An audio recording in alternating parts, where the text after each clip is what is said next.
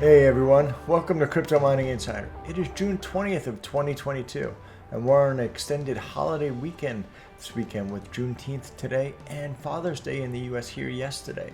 So for all you fellow dads out there, happy Father's Day to you, and I hope everyone's having a great weekend. As we're all seeing, we can't escape the crypto news and the financial pressures that's going on. So we've watched crypto prices get crushed this past week and even meet new lows yesterday. Fortunately, we've seen some buying side resistance that's come up and at least propped some of the prices up, at least temporary. I've seen new numbers and new lows. I'm looking right now at Bitcoin at the time of recording. It's up to a little over 20,376. But yesterday, wow, it was down to around 17,567. Really scary number. Same thing too, looking at Ethereum. It's up at 1114 right now, but yesterday it actually dipped down below 900. It was actually at 879 at some point, which is really insane number in my opinion. And I think this is due to the high volatility with crypto market. Crypto is just generally, it's a very young market, as well as it doesn't have the regulation behind it, which prevents the large institutional capital like pension funds and other large institutions from investing in it. So I'll actually look forward to getting some regulation, hopefully in the near future. But there's a lot of volatility as we see the price can go very high and quickly. It seemed to be almost free falling a lot. Even on Saturday, seen some numbers, and these numbers were really scary. I would never think we would see Ethereum pre-2000, nevertheless lower than 1,000. But fortunately, at least it's getting some buyback pressure. See, a lot of the markets too, investors will only invest once they feel that they're doing so at the bottom. And as long as the price is coming down, in my opinion, it'll keep sloping down until someone just says, hey, this is enough, this is oversold, and then they'll start buying in there. But until then, people don't normally buy, I think, when things are going down. They wait till they feel they've hit a bottom, and then they all rush to try to jump in on it. Fortunately, we're seeing some buying pressure at least come back up, and the coin seem to be at least stabilizing a little bit over the past day. And our profitability, though, too, has kind of really been slaughtered this past month, especially. If I'm looking though too at cards like 3080 and 3070s, which are some of the newer generation cards and generally more efficient, it's pretty challenging to be profitable with them. Looking at what to mine a 3080 at my cost of electricity, which is about 10 cents a kilowatt hour, right now at least it's back up to about 88 cents. Ironically too, I'm actually seeing it's more profitable apparently in NiceHash than it is to mine it on a pool. So that's an interesting observation. And if I'm looking too at my 3070 cards, 3070s at the time of recording, it's giving me about 58 cents for a day profit on the 10 cents kilowatt hour. And with these at least additional profit, at least we found some more of the mining revenue back that was lost early on Saturday, because on Saturday, honestly, it was very scary to see those prices. But at least now I know I can mine with to about 25 or 28 cents, depending upon your card and your efficiency, as long as I would sit there at about 28 cents, I believe, on a 3070, and at 25 cents a kilowatt hour, I believe, on a 3080, I'm still just about break-even point. So this gives us a little bit of room.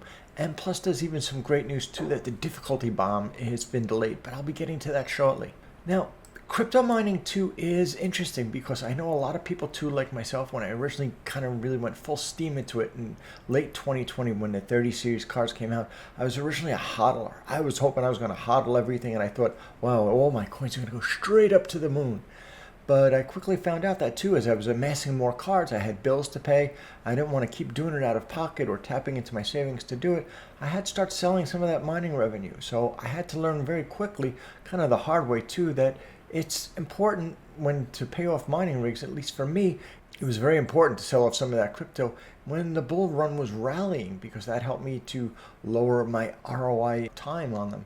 And speaking of ROIs too, I recently did a poll on YouTube and we had a lot of great feedback. Looking at the poll, which I recently did on YouTube about a week and a half ago, I asked viewers, where are you approximately with your mining hardware ROI? I've gotten 917 votes. So I think we have a pretty good distribution here to draw some insight to. So 19% of you reported that you already reached your 100% ROI or break even. So definitely a big thumbs up and kudos to you. And maybe you have some lessons you can teach us too that I'm not even seeing today. So definitely drop a comment down below if you have, and congrats on that. 17% of you are at 75% or less. And that probably includes me too. I'm probably about 75%, I would say, overall with my ROI. I would have been a little bit higher, but recently I chose to invest in some new equipment. I'm not very attracted to what I'm seeing on some of the new 40 series cards and the price point they may even come out. They seem to be very power hungry. So I've decided I'm going to be investing in some new equipment, and I've actually chose to buy some new cards, mainly 3070s, and I'll be covering that in a separate video very, very soon, so stay tuned. If I didn't have that expense, I'd probably be up closer to about 80 or low 80s%, but I've bought some new cards, so I'm guilty. When I see cards at a good deal, I kind of can't resist. Now, 30% of you reported that you're at about 50% or less. So you're already halfway there, and that's great. And I think between now and the next few months is going to be really important. It's going to be a pivotal time. You're going to want to make good decisions on what coins you're mining, as well as make choices with your electricity. So I think one of the things too that's very limiting to most everybody is our electric costs.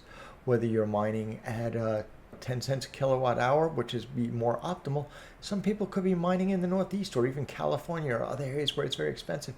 And the cost for electricity could be like 20, 25 cents an hour, which is really, really insane. But there's times I know too that you can mine using off-peak hours. So maybe if mining revenue is tight during the daytime trying to mine through it, you may choose to mine at nighttime when the electric rates are a little bit lower. So at least you'll be able to accumulate some profit with that. And some people are very, very low with their ROI. So 9% reported that you're just at 0%. So you're probably pretty new to mining, and welcome to the mining community. It's definitely going to be a long-term prospect for you. But I hope it's a fun journey, at least along the way. But I just kind of wanted to share this with you. And, all of us kind of fits in here somewhere. So just kind of nice to know where other people stand with it. And apparently there's a lot of new blood or a lot of new people coming into mining, which is really exciting because I love mining and I see a lot of people, I think, see this potential in it, which is great to see just such a positive trend going forward. However, crypto prices have been really suck lately, let's be honest with you, and making ROI is going to be definitely challenging going forward. That's why I'm looking at cards that have been more efficient than powerhouse cards. Actually, recently I was even at a Best Buy where I seen that they had a Founders 3070. They also said, hey, I have a Founders 3080 for you to buy too. Founders 3080 was at $699. The Founders 3070 was at $499. So it was only a $200 price difference there. And the 3080 actually gives me 60% more power. But given the efficiency balance, I actually chose to go for the 3070. I was more attracted to it, and I felt it'll serve me better long-term mining other altcoins as well. Now, speaking of mining too, great news is the Ethereum bomb. The Ethereum difficulty bomb has been delayed. I was watching on Red Panda's channel now till at least September. So we definitely have more time to mine, it would seem, with that. I personally don't see it even happening in 2022. I don't know, I could be totally wrong, but I don't see it happening in any 2022.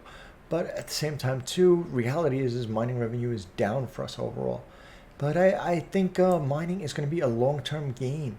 If you look at some of the YouTubers who've been mining for a long time, they say too that looking back over time when things were very adverse for them, like if I look back at Ethereum in say 2018, I see some lows. So like imagine you see Ethereum even sub 100s. In here, I think there was somewhere I seen, 92.80. Imagine if you were mining and hodling, Ethereum was at $92.80, and then you held it up to somewhere even in the bull market when it was plus $4,000 or plus $4,800. You were able to capitalize on that. Wow, such a windfall that would be. That would be huge, and that's kind of my goal. I'm hoping that right now we're going to see times in mining revenue be tight, but it will still be hodling the coin if we can above, at least myself, I plan to be doing only hodling what's above my profitability after electric costs. But hopefully I'll have some good little nest egg, and in the future when the next bull run starts up, I'll be prepared to capitalize and sell off some of those coins, as well as be able to mine right through it. So that's my goal, and I'm just trying to do what I can to stay positive in these really, I guess, bleak or dark times. And I just think everyone should just do what they have to do to kind of mitigate their situations with their expenses, be prepared to weather a storm. It looks like it's going to be a rocky road for a while. Again, this is not financial advice, but just kind of take care of yourself. Maybe even stop looking at prices for a little bit and start going out and trying to have some fun or do some things at least that are positive for your mind and keep your sanity in these tough times. And hopefully we all get through this together. I hope you've enjoyed this video, and if you have, please give me a big thumbs up, and don't forget to press down on that subscribe button so you're notified of any future updates, as well as the next mining ring I'm about to be building. Until next time, stay safe, see you in the next video. Happy mining!